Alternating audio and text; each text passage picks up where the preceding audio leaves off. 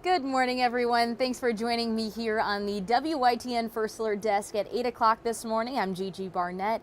I hope your morning is really wonderful this Thursday morning. We are getting closer and closer to the weekend, and we still have some beautiful weather on tap for the next few days. A chilly morning this morning. If you already went out the door this morning, you felt that crisp feel in the air. We've been feeling this for the last few days, but we're going to be expecting another nice warm-up. Jim's going to talk all about it in just a few moments, as well as some other things going on, including the tropics with Melissa, what's going on over there, as well as the potential rain that we could be seeing early next week. So he'll dive into all of those details in just a little bit. But before we get into that, we do have a story yesterday. Over the last week, we've been seeing some downward trends in gas prices. I know all over North Carolina, we've been seeing a pretty decent dip. I believe the average now is just under $3. So that's good progress to see. I know that it's really nice to, when you're driving, you're seeing those numbers just falling each and every day.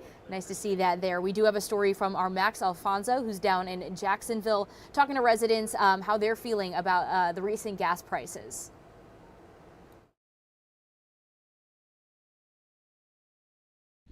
This week's gas prices in North Carolina have dropped 11.1 cents per gallon, making the average price $2.72 per gallon.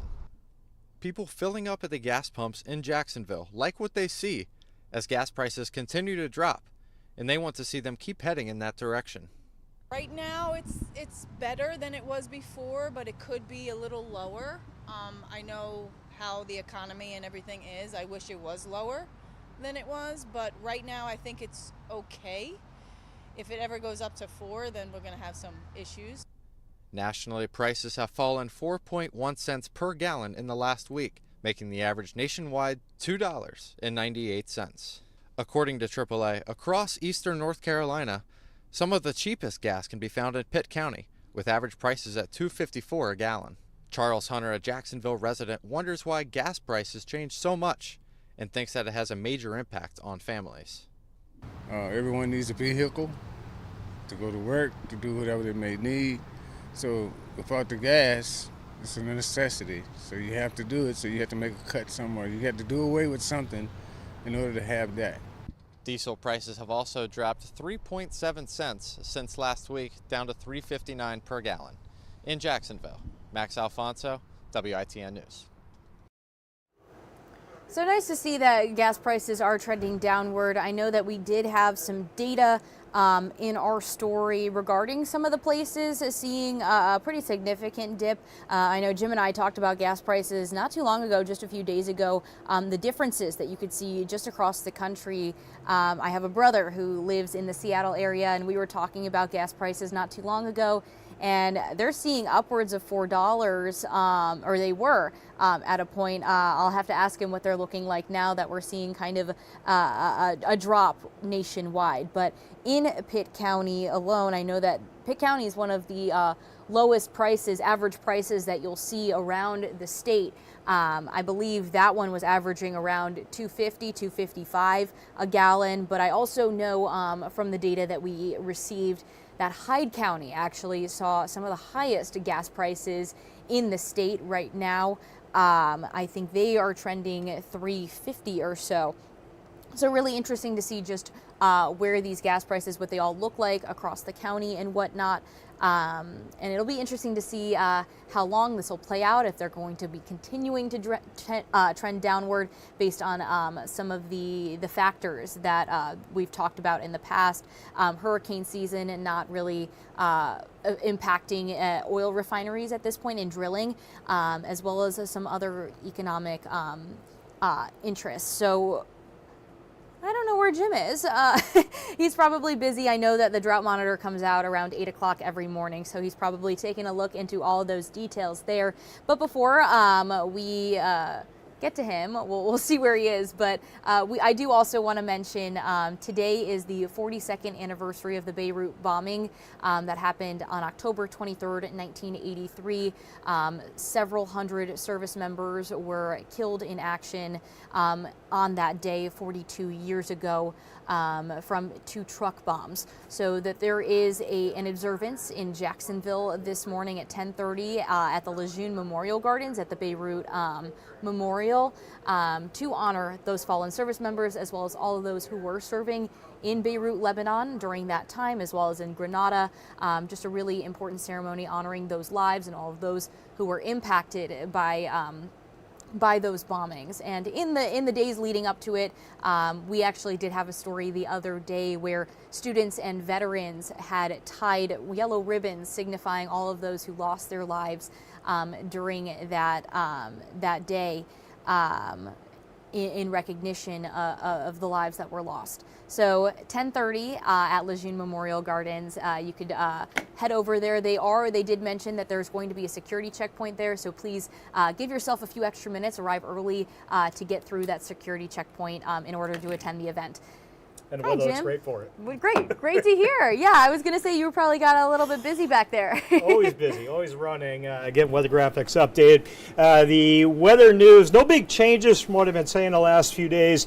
The clear skies yielding chilly starts and mild to warmish afternoons, at least today. We'll get a little cooler the coming days. Let's jump over to the weather computer. Got some camera shots I'll show you this morning. Washington air temp at 46 right now. Greenville, that's right outside the studio. Nice chilly 43. Winds are calm, a little less wind than yesterday, helping that fire risk a little bit. 47 in New Bern.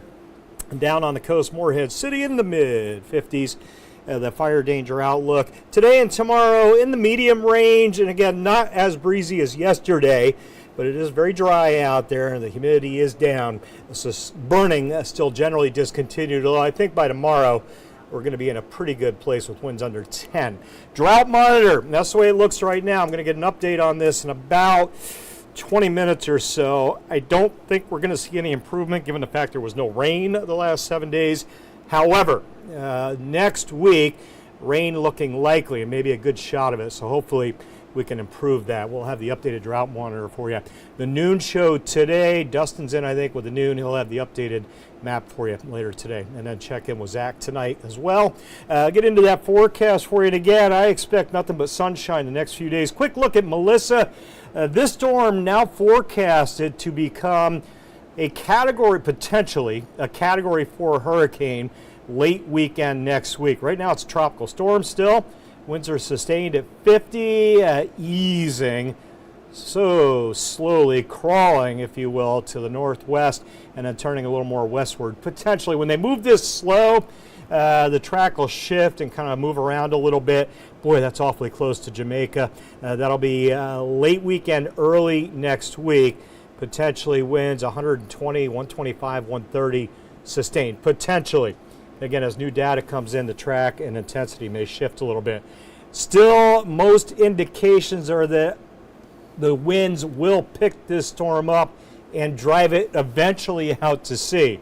That's after spending the next probably 5-6 days out there in the Caribbean. It's just going to be a while watching Melissa and everybody, all those islands in the northern Caribbean, crossing every finger, every toe they got to keep that storm away from them. Satellite radar again out the door, looks good. I'll give you a quick check of the numbers and then we'll jump to that 8-day forecast. Generally low 40s inland, kissing showing 50 already, and then near 60 out on the coast. All right, 8-day forecast. After today's 70, if we get there, they won't be around again for a while.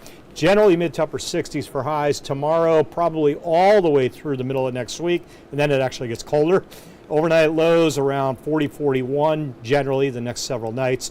Next week closer to 50. Rain chance 30, 30, 50. Monday, Tuesday, Wednesday. Continued chances into Thursday. Gigi, we could have a pretty good rain event coming in next week. Have to see how things continue to evolve. But a lot of the data that I put a little more stock into showing a pretty wet scenario as we get from Tuesday into Wednesday. Maybe a storm trying to brew along the coast, nor'easter type storm, enhancing that rainfall.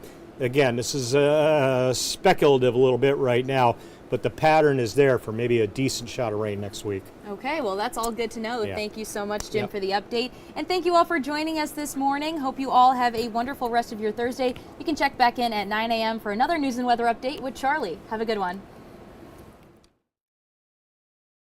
This hour of the WITN First Alert Desk is sponsored by Toyota of Goldsboro.